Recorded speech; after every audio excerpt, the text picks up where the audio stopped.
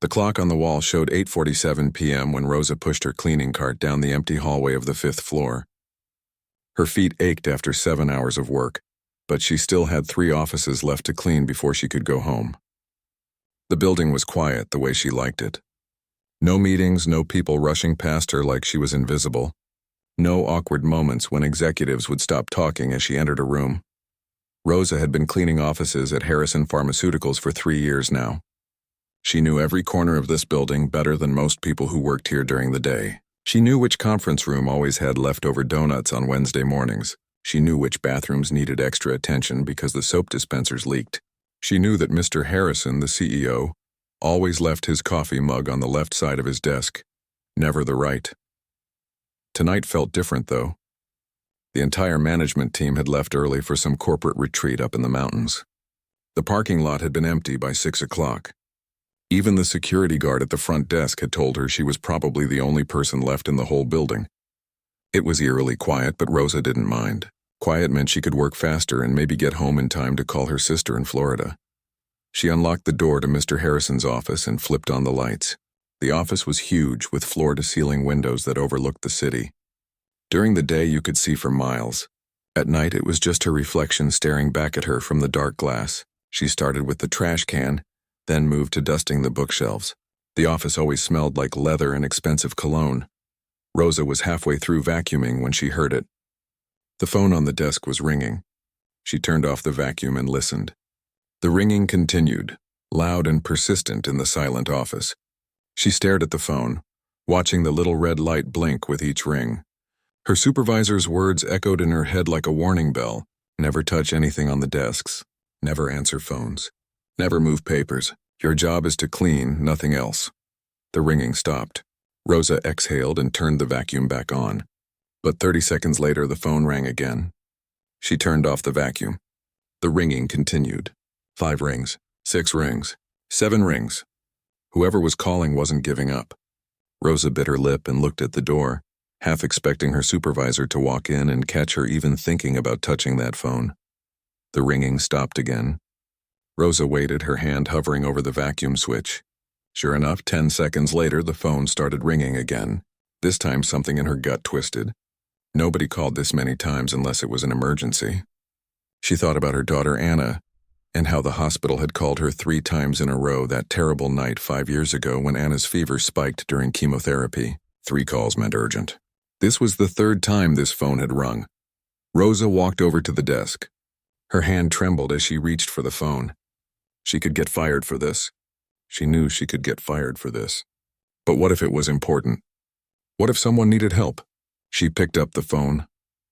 "Hello, Harrison Pharmaceuticals," she said, her voice barely above a whisper. Oh, thank God, someone finally answered. The man on the other end sounded desperate, his words tumbling out fast. "I've been calling for over an hour. I need to speak with Mr. Harrison or anyone from the executive team immediately. We have a serious problem." Rosa's heart started pounding. "I'm sorry, but everyone's gone for the day. They're at a retreat. There's no cell service up there. Can I take a message?" "A message? No. This can't wait until tomorrow." The man's voice cracked with stress. "Listen, I'm the night shift manager at the Memphis Distribution Center. We have a shipment of medications that need to leave tonight, and our refrigerated truck just broke down. The backup truck won't be here for 6 hours. These medications have to stay cold or they're ruined. We're talking about a $2.3 million shipment here." Rosa felt her mouth go dry. She knew nothing about shipping or medications or what she was supposed to do in a situation like this. "I'm just the cleaning lady," she said. "I don't work in that department. Maybe you should call someone else." "I've called everyone," the man practically shouted, then caught himself. "I'm sorry, I don't mean to yell, but I've been down the entire contact list. Nobody's answering. You're literally the first person who's picked up a phone at corporate in over an hour. Please, you have to help me figure out what to do." Rosa stood there in the empty office, the phone pressed against her ear, her mind racing. She should hang up. She should just take his number and leave it in a note for Mr. Harrison tomorrow morning. That would be the safe thing to do. The smart thing. Nobody could blame her for that. But something stopped her. She thought about Anna again. About those long months of treatment when they'd drive to the hospital every week for medications that had to be kept at exactly the right temperature. The nurses had explained how some medications were incredibly sensitive. Too warm and they became useless. Too cold and they broke down. She remembered one time when a shipment had been delayed, and Anna's treatment had to be postponed by 3 days. 3 days that felt like forever when your child is fighting cancer. What kind of medications? Rosa heard herself ask. The warehouse manager explained it was a specialized treatment, something for hospitals across the southeast. Rosa walked around the desk and sat down in Mr. Harrison's leather chair. She'd never sat in this chair before. It felt wrong, but her legs were shaking too much to keep standing. How long until the medications go bad? She asked. 4 hours, maybe less. The cooling system in the warehouse can only do so much. Once these boxes warm up past 45 degrees, we have to throw everything away. And that's not even the worst part. These medications are scheduled for delivery to 6 different hospitals tomorrow morning. If we don't get them there, people don't get their treatments. Sick people, kids probably. Rosa closed her eyes. She was way out of her depth here. She cleaned offices. She scrubbed toilets. She vacuumed carpets. She didn't make decisions about million-dollar shipments. But here she was, holding the phone, and somewhere in Memphis a warehouse full of medications was slowly warming up. Somewhere people were waiting for those medications. Maybe people like Anna had been. Okay, Rosa said, surprised by the steadiness in her own voice. Stay on the line. Don't hang up. Let me see if I can find some numbers to call. You're going to help? The relief in the man's voice was palpable. I'm going to try, Rosa said, looking around the office at the filing cabinets and the computer she didn't know the password to. I'm going to try.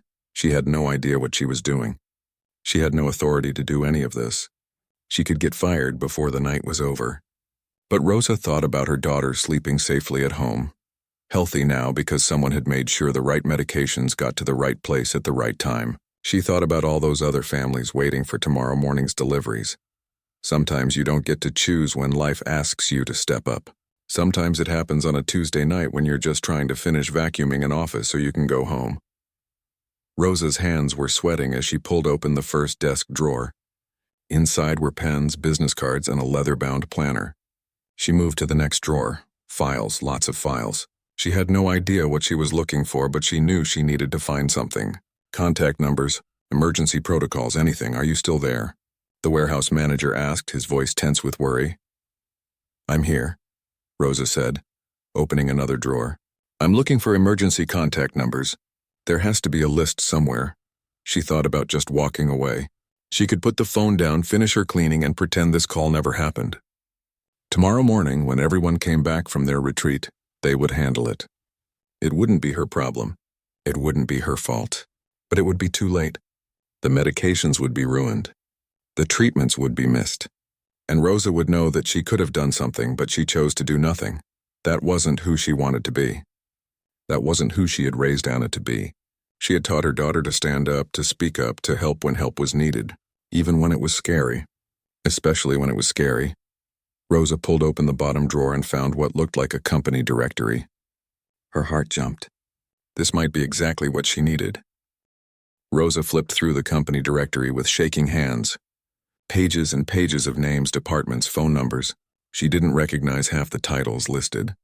Vice President of Operations, Director of Supply Chain Management, Regional Distribution Coordinator. Which one of these people could actually help? Okay, I found a contact list, Rosa said into the phone. Let me start calling people. She tried the first number. It rang 6 times before going to voicemail. She tried another. Same thing. Then another. Voicemail. Every single person she called either didn't answer or their phone went straight to voicemail. Of course they didn't answer. It was almost 9 o'clock at night. These people had families, had lives outside of work. They weren't sitting around waiting for emergency calls. After the 8th failed attempt, Rosa felt panic rising in her chest. Nobody's answering, she told the warehouse manager. Everyone must have their phones off at that retreat. What about the emergency contact list, he asked. There has to be an emergency protocol or something. Rosa searched through more drawers, pulling out folders and binders. Her supervisor would kill her if she could see this. Rosa had spent 3 years being invisible, being careful, never touching anything she wasn't supposed to touch.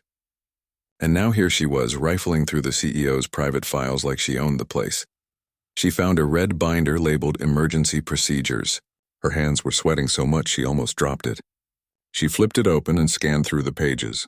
Fire evacuation, medical emergencies, security breaches, data system failures, nothing about shipments, nothing about warehouses, nothing that helped her right now. This is crazy, Rosa muttered, more to herself than to the man on the phone. I shouldn't be doing this. I clean offices. I don't know anything about shipping or logistics or any of this. But you're all I've got right now, the warehouse manager said quietly. Please, I know this isn't your job. I know you didn't sign up for this. But if you hang up, those medications are done, and I don't know what else to do. Rosa closed her eyes and took a deep breath. She thought about Anna again. Not Anna as she was now, healthy and strong and getting ready to start community college next fall. But Anna as she had been 5 years ago, 7 years old, bald from chemotherapy, so weak some days she couldn't get out of bed. Rosa remembered sitting in the hospital room, watching the nurses hook up the IV bags of medication, praying that the treatment would work. Praying that her little girl would live. Those medications had come from somewhere. Some warehouse, some distribution center, some truck driver who made sure they arrived on time. People Rosa never met. People who probably never thought about the lives they were saving. They were just doing their jobs. But their jobs mattered. Their job saved Anna. Tell me exactly what's in that shipment, Rosa said, opening her eyes. The warehouse manager explained. It was a specialized cancer treatment, immunotherapy medications for 6 different children's hospitals across Tennessee, Mississippi, Alabama, and Georgia. The shipment was scheduled for delivery first thing tomorrow morning. If it didn't arrive on time, treatments would have to be postponed. Some patients might have to wait days or even weeks for the next batch to be manufactured. Rosa felt something shift inside her chest. This wasn't just about money or company reputation. This was about kids like Anna, kids who were fighting for their lives, kids whose parents were sitting in hospital rooms right now, probably not sleeping, praying that tomorrow's treatment would help. How much time do we have? Rosa asked. 3.5 hours, maybe 4 at the most. Rosa looked at the clock on the wall. It was 9:15. That meant they had until maybe 1 in the morning. 4 hours to figure out something that highly paid executives usually spent days planning. 4 hours for a woman who dropped out of high school at 16 and had been cleaning offices her whole adult life. She could fail. She probably would fail, but she had to try. Okay, Rosa said, her voice stronger now. Walk me through exactly what happens with a normal shipment. How does it usually work? The warehouse manager explained the process. The medications were packed in special temperature-controlled boxes. A refrigerated truck would pick them up and drive through the night, making deliveries to each hospital by morning. The truck had GPS tracking, temperature monitors, everything. But their regular truck had a coolant leak. The backup truck was in Atlanta picking up a different shipment and wouldn't be back for 6 hours. What about the other trucking companies? Rosa asked. Can't you just call one of them? I tried. Everyone who handles medical shipments is booked solid tonight. There's some big pharmaceutical conference in Nashville, and half the trucks in the region are tied up with that. Rosa tapped her fingers on the desk, thinking. Her father used to run a small delivery business back in Colombia before they came to America. She was just a kid then, but she remembered sitting in his office after school watching him work. He always said that logistics was like a puzzle. If one piece didn't fit, you had to find a different way to make the picture complete. What if we don't use a refrigerated truck? Rosa said slowly. What do you mean? You said the medications are in temperature-controlled boxes, right? So they're already keeping the medicine cold. What if we move them to a cold storage facility nearby, just for tonight? Then tomorrow when the backup truck gets there, it can pick them up and do the deliveries. There was silence on the other end of the line. Rosa worried she'd said something stupid. She was about to apologize when the warehouse manager spoke. That could actually work. If we can find a facility that has space and can handle pharmaceutical storage, and if we can get the shipment there fast enough.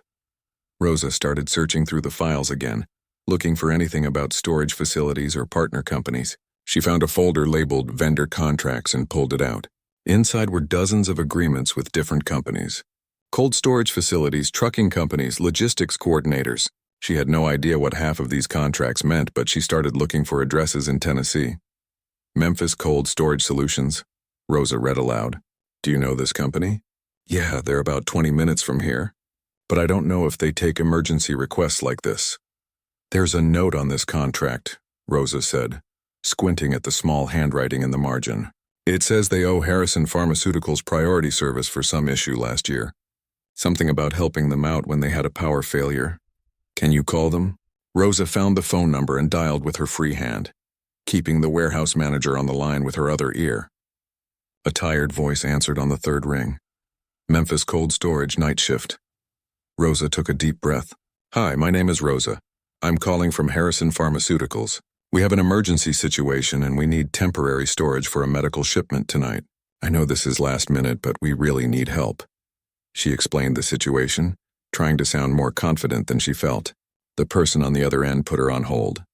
Rosa waited, her heart pounding. The hold music seemed to last forever. Finally, the voice came back. We can take the shipment. We have a secured pharmaceutical storage unit available, but we need it delivered here within 2 hours and there's going to be an emergency handling fee. How much? Rosa asked. $1,800. Rosa's stomach dropped. She didn't have authority to spend $1,800 of company money. She barely made that much in a month of cleaning. But what choice did she have? If she said no, the medications would be ruined. The treatments would be delayed. Kids would suffer. She thought about Mr. Harrison and the other executives. They spent more than $1,800 on catered lunches for their meetings. She'd seen the receipts in the trash. Surely they would understand. Surely they would rather spend the money than lose a $2.3 million shipment. Rosa pulled out her personal credit card from her wallet. Her hand was shaking so badly she could barely read the numbers. I'll pay it, she said. Rosa read out her credit card numbers with a shaky voice. $1,800. That was more than her rent. That was more than she'd ever spent on anything in her life except her old car. The woman on the other end of the line confirmed the payment and gave her a reference number. Rosa wrote it down on a sticky note, her handwriting barely legible because her hands wouldn't stop trembling. Okay, we're set for storage, Rosa said to the warehouse manager who was still waiting on the other line. But now we need to figure out how to get the shipment from your warehouse to the storage facility in less than 2 hours. I can't leave here, the warehouse manager said. I'm the only one on duty tonight. If I take the shipment myself, there's nobody to secure the building. Rosa rubbed her temples. Another problem. Another puzzle piece that didn't fit. She thought about her father again, about how he used to say that every problem had a solution if you looked at it from enough different angles. She just needed to find the right angle. What about a courier service? Rosa suggested. The kind that does same-day deliveries? For a pharmaceutical shipment? That needs special handling. We can't just throw these boxes in the back of some guy's van. But if they're already in temperature-controlled boxes, they just need to be transported carefully, right? They don't need a full refrigerated truck for a 20-minute drive. There was a pause. I guess that's true. But I don't know any courier services that work this late. Rosa turned to the computer on the desk. She'd never used Mr. Harrison's computer before, but she'd watched him type his password once when she was cleaning his bookshelf. It was his daughter's name followed by 2019. She felt guilty as she typed it in, but the computer unlocked. She opened the internet browser and searched for courier services in Memphis. Dozens of results came up. She started calling one after another. The first 3 weren't operating this late. The 4th one said they couldn't handle medical materials. The 5th one put her on hold for so long she thought they'd forgotten about her. Come on, Rosa whispered, watching the clock. 47 p.m. They'd already lost more than half an hour. Finally, someone came back on the line. Sorry for the wait. You said you need medical supplies transported? Rosa explained what she needed. A pickup from the warehouse, delivery to the cold storage facility, careful handling of temperature-sensitive materials. She didn't mention it was worth $2.3 million. She figured that information might make them nervous. We can do it, the courier said. But it'll cost you. Emergency late-night service, special handling. That's going to run about $400. Rosa's heart sank. She looked at her credit card lying on the desk. She was already in for $1,800. What was another $400? Except $400 was groceries for a month. $400 was the payment on Anna's community college textbooks. $400 was money she didn't really have to spare. But what else could she do? Okay, Rosa said quietly. I'll pay it. She gave them her credit card information again, feeling sick to her stomach. $2,200 total now. If the company didn't reimburse her, she'd be eating rice and beans for the next 3 months. But she couldn't think about that now. She had to see this through. Rosa coordinated between the courier service, the warehouse manager, and the storage facility. She gave the courier detailed instructions about the pickup location and where to deliver. She made sure the warehouse manager knew exactly when to expect them. She called the storage facility back to confirm they'd be ready to receive the shipment. It was like conducting an orchestra, except Rosa had never conducted anything in her life. She was making this up as she went along, hoping she wasn't forgetting something crucial. Every few minutes she'd think of another detail. Did the courier know to keep the boxes upright? Did the storage facility have the right paperwork ready? Would the warehouse manager need to send any documentation with the shipment? By 10:30 p.m., the courier had picked up the medications and was en route to the storage facility. Rosa stayed on the phone with the warehouse manager, both of them waiting anxiously for confirmation. She'd been on the phone for almost 2 hours straight. Her ear hurt from pressing the receiver against it. Her back hurt from sitting in Mr. Harrison's chair. Her head hurt from the stress of it all. They just pulled into the facility, the warehouse manager said. I'm tracking them on GPS, they're there. Rosa held her breath. 5 minutes passed, then 10. Then finally her phone rang. It was the storage facility confirming they had received the shipment. The medications were secure, properly stored, and maintaining the correct temperature. Everything was okay. Rosa let out a breath she didn't know she'd been holding. We did it, she said. No, the warehouse manager said. You did it. I don't even know your name, but you just saved this company a huge disaster. Thank you. After they hung up, Rosa sat alone in the quiet office. The adrenaline that had been pumping through her veins for the past 2 hours started to fade, and exhaustion crashed over her like a wave. She looked around at the mess she'd made. Drawers were open. Files were scattered across the desk. The computer was still on, showing all her searches. She needed to clean this up. She needed to make it look like she'd never been here, never touched anything, never made those calls. But first, she needed to document what had happened. If the company was going to reimburse her for those credit card charges, she needed proof that she'd done all this to save their shipment. Rosa opened up the email program on the computer. She found Mr. Harrison's sent mail folder and figured out how to compose a new message. She'd never written a professional email before. Her own emails were usually just a few sentences to her sister, or quick messages to Anna's teachers. But she did her best. She typed out everything that had happened. The phone call from the warehouse manager, the failed attempts to reach anyone from the executive team, her decision to coordinate a solution, the calls to the storage facility and the courier service, the credit card charges. She included the reference numbers, the phone numbers she'd called, the times everything happened. She wanted them to know she'd tried to do the right thing. At the end of the email, Rosa wrote something that surprised even herself. She suggested that maybe the company needed better emergency protocols. What if this happened again when nobody was around to answer the phones? What if she hadn't been there tonight? She didn't know if it was appropriate for a cleaning lady to make suggestions to the CEO, but she typed it anyway. She hit send before she could change her mind. Then Rosa started cleaning up. She put all the files back in the drawers, trying to remember where everything had been. She shut down the computer. She straightened the desk. She picked up her vacuum and finished the job she'd started 3 hours ago. By the time she was done, it was almost midnight. Rosa pushed her cleaning cart back to the supply closet on the first floor. Her body felt like it weighed 1,000 pounds. She clocked out, said goodnight to the security guard, and walked to her car in the empty parking lot. Sitting behind the wheel, Rosa finally let herself feel everything she'd been pushing down for the past 3 hours. Fear about the money she'd spent. Worry that she'd overstepped and would get fired. Exhaustion from the stress of it all. But also something else. Something she hadn't felt in a long time. Pride. She'd done something that mattered tonight. She'd made decisions that people with fancy titles and business degrees usually made. She'd solved problems. She'd helped people she would never meet. Kids who would get their treatments tomorrow because she refused to walk away from that ringing phone. Rosa started her car and drove home through the quiet city streets. Anna would be asleep by now. She wouldn't know about any of this. Nobody would know about any of this except Rosa and that warehouse manager in Memphis whose name she'd never even asked. As she pulled into her apartment complex, Rosa wondered what tomorrow would bring. Would Mr. Harrison be angry that she'd gone through his desk? Would she get in trouble for using company resources without permission? Would they even reimburse her for the money she'd spent? She didn't know. But as she climbed the stairs to her apartment and quietly unlocked the door, Rosa realized something. Whatever happened tomorrow, she could handle it. She'd just coordinated a $2.3 million emergency logistics operation with nothing but a phone, a computer, and determination. If she could do that, she could handle whatever came next. Rosa barely slept that night. Every time she closed her eyes, she saw those credit card charges flashing in her mind.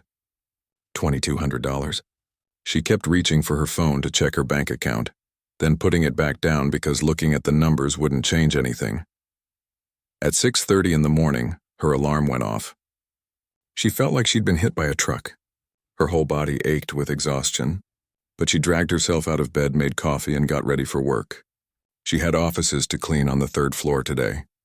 Life went on, emergency shipments or not.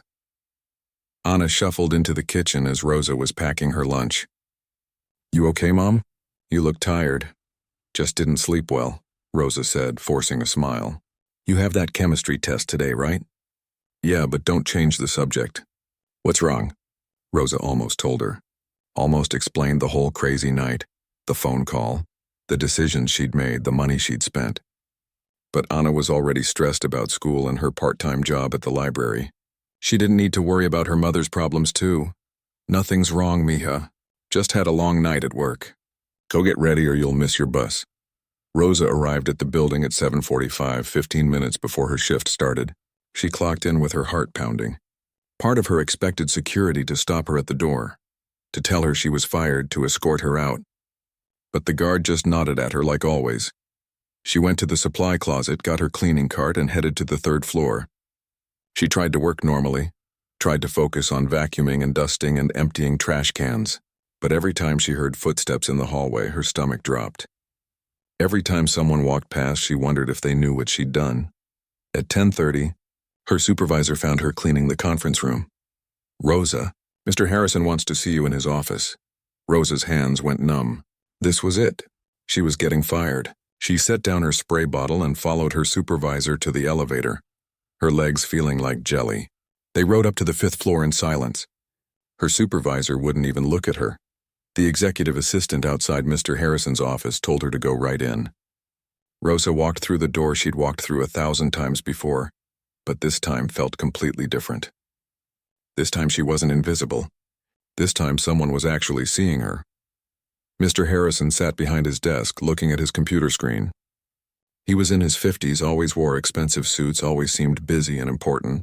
Rosa had cleaned his office for 3 years, and he'd probably spoken to her 5 times total, usually just a polite good evening if he happened to work late. "Sit down, Rosa," he said without looking up. Rosa sat in the chair across from his desk. The same desk she'd sat behind last night, making phone calls and searching through files. It felt like that had happened a year ago instead of 12 hours ago. Mr. Harrison turned his monitor so she could see it.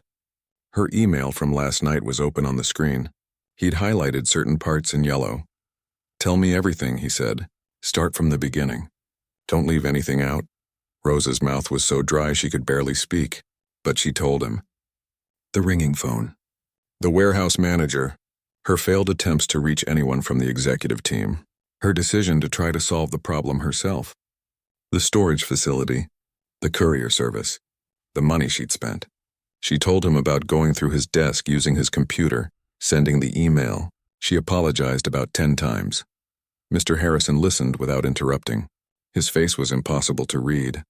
Rosa couldn't tell if he was angry or impressed or just waiting for her to finish so he could fire her. When she was done, there was silence. Mr. Harrison leaned back in his chair and studied her. Rosa wanted to disappear. "Do you know what was in that shipment?" he finally asked. The warehouse manager said it was cancer medication. For kids. It's called immunotherapy. Very specific, very expensive, very time-sensitive. 6 children's hospitals were expecting those medications for treatments this morning. We're talking about pediatric cancer patients. Some of them have been waiting weeks for this particular treatment batch. Rosa felt tears stinging her eyes. She'd known it was important, but hearing him explain it made it real in a different way. If that shipment had been ruined, Mr. Harrison continued, those kids wouldn't have gotten their treatments today. Some of them would have had to wait another 2 weeks for the next manufacturing batch. In cancer treatment, 2 weeks can mean the difference between success and failure, between remission and progression. Do you understand what I'm saying? Rosa nodded, not trusting herself to speak. We would have lost $2.3 million worth of medication. We would have breached contracts with 6 major hospitals. We would have faced lawsuits. Our reputation would have been destroyed. The FDA would have investigated us. We might have lost our license to manufacture and distribute these medications entirely. Rosa's heart was hammering so hard she thought he might hear it. This was worse than she'd imagined. She hadn't just saved a shipment. She'd saved the entire company from a catastrophic disaster. "I'm sorry," Rosa whispered. "I know I shouldn't have gone through your desk. I shouldn't have used your computer. I just didn't know what else to do." "Rosa, look at me." She lifted her eyes to meet his. "You saved this company.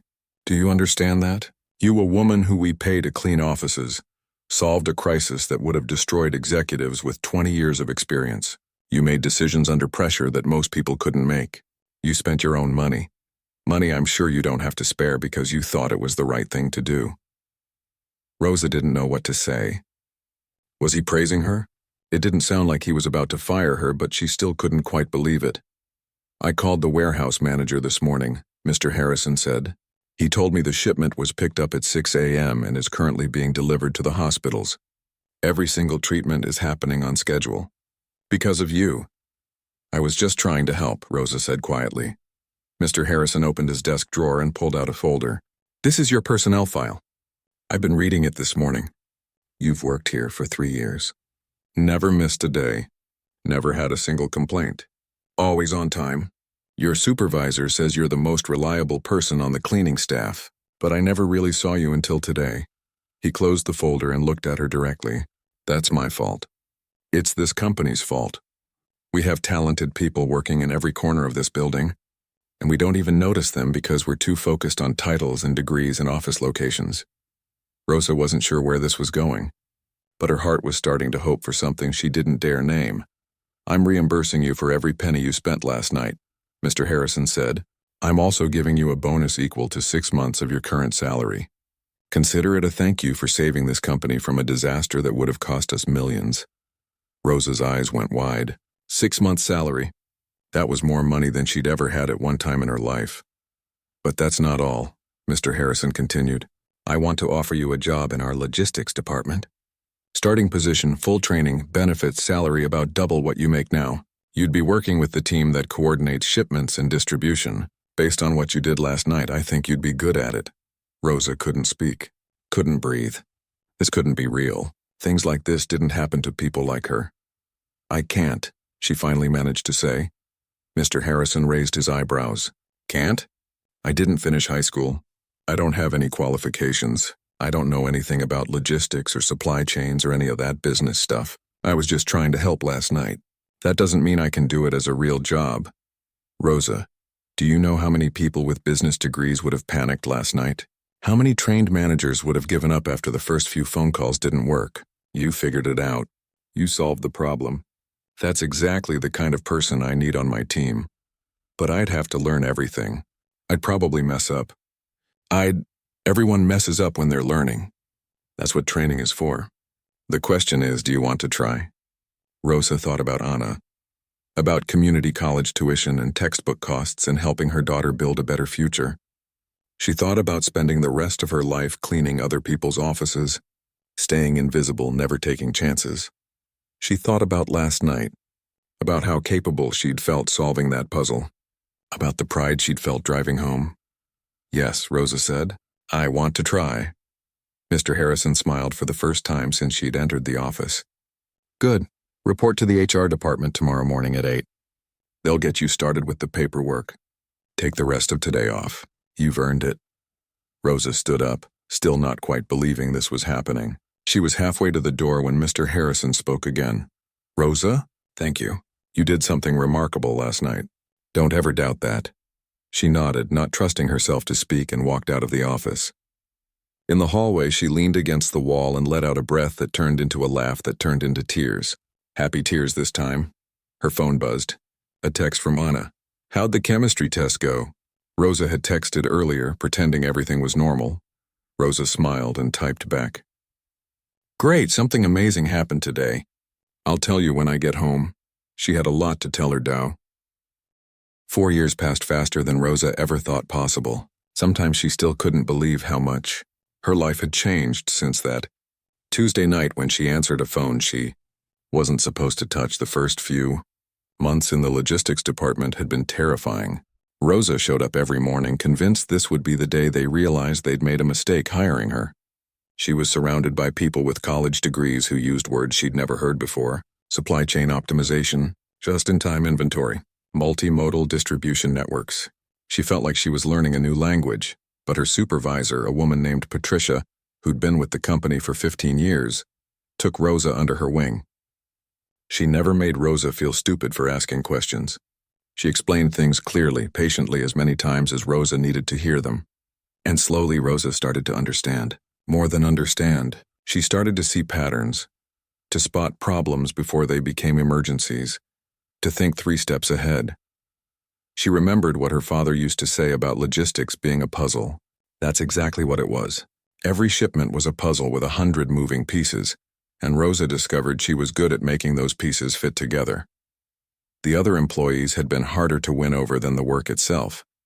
Some of them welcomed her, but others whispered behind her back. The cleaning lady who got lucky, they called her. She didn't earn this position. She just happened to answer a phone at the right time.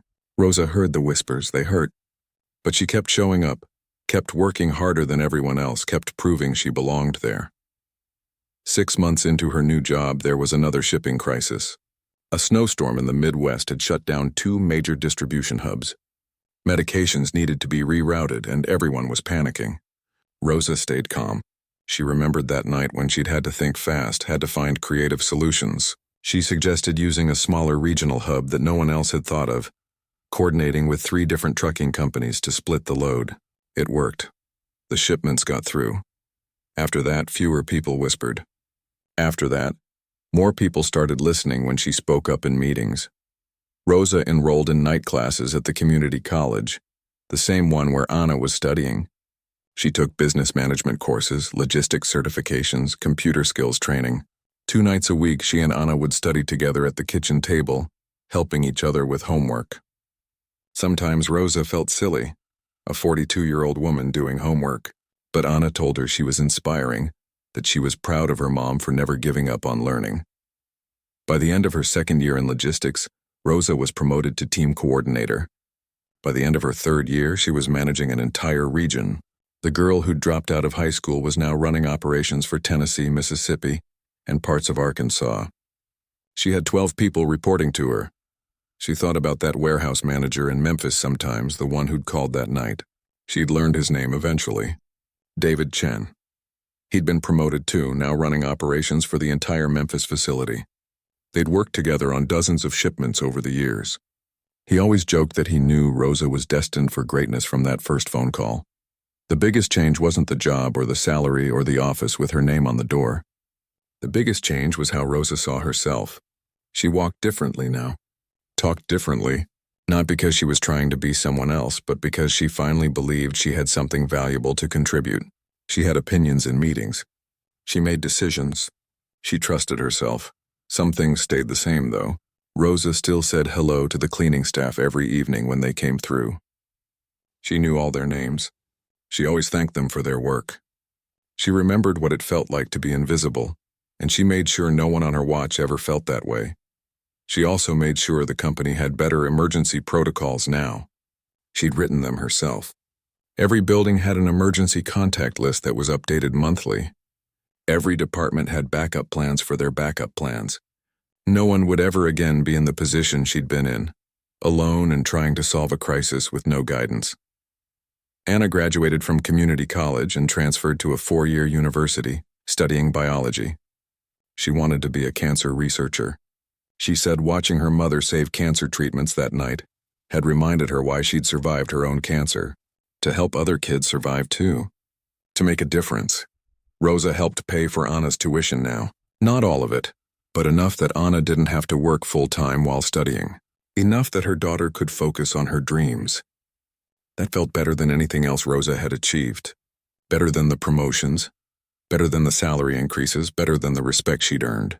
giving her daughter opportunities she'd never had. That was the real victory. On a Thursday afternoon in late October, 4 years after that phone call, Rosa was in her office reviewing shipment schedules when someone knocked on her door. It was Mr. Harrison. She still called him Mr. Harrison, even though he'd told her a dozen times to call him Tom. "Got a minute?" he asked. "Of course." Rosa gestured to the chair across from her desk. Her desk. Sometimes she still had to remind herself this was real. Mr. Harrison sat down and pulled out a folder. "I wanted to talk to you about something. We're expanding operations into 3 new states next year: Georgia, Florida, and South Carolina. We need someone to oversee the entire Southeast region. Someone who understands not just the logistics, but the people. Someone who knows how to solve problems creatively when everything goes wrong."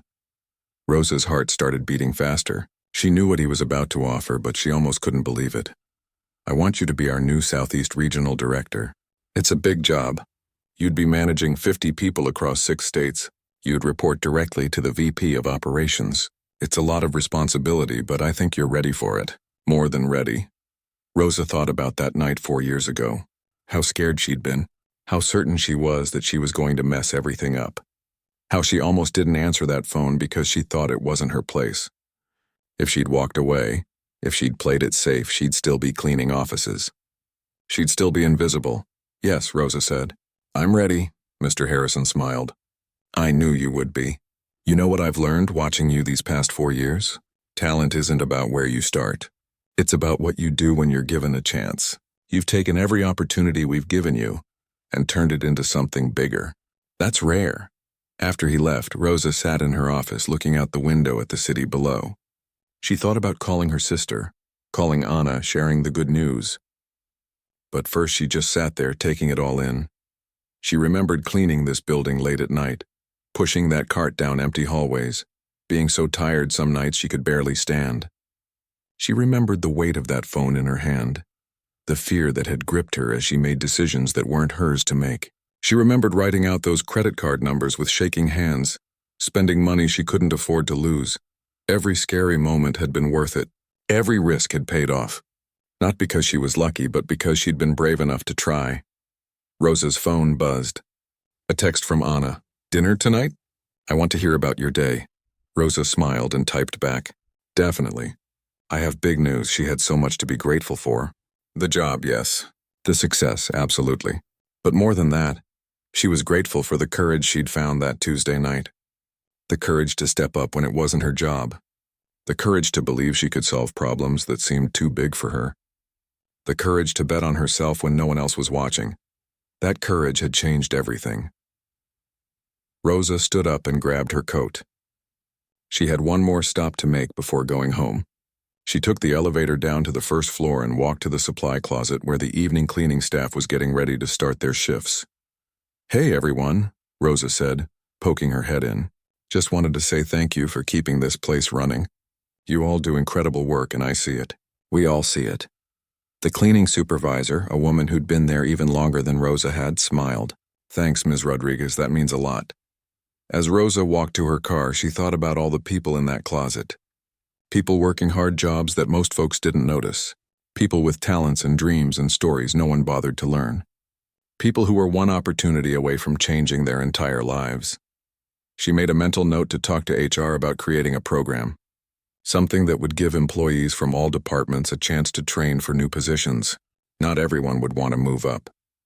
Not everyone would have the same path Rosa had. But everyone deserved the chance. Everyone deserved to be seen. Rosa drove home through the evening traffic, thinking about dinner with Anna, about the new position she'd just accepted, about all the years ahead of her. She thought about that night 4 years ago when everything changed because she chose to answer a ringing phone. Sometimes the biggest moments in your life don't look important when they're happening. Sometimes they look like mistakes. Sometimes they look like risks you shouldn't take. But Rosa had learned something important over these past 4 years. The moments that scare you the most are often the ones that change you the most. The chances you almost don't take are the ones that matter.